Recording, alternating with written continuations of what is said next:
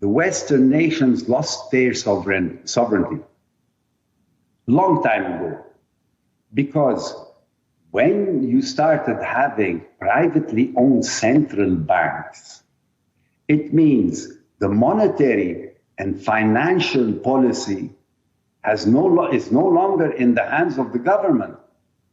Okay? Okay.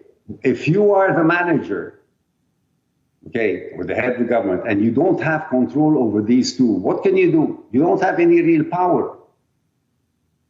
Okay, so it is this what I call in the book the money power, and this has a very long history. We're not talking 100 or 200 years.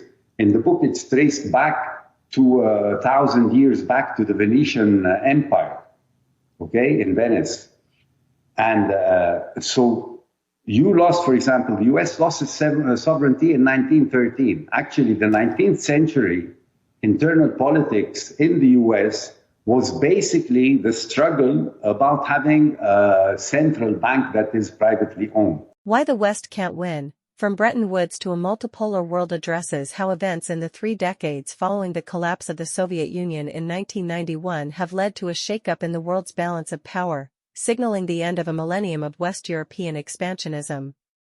Beginning with the war in Ukraine for regime change in Russia, events have proceeded at a blistering pace.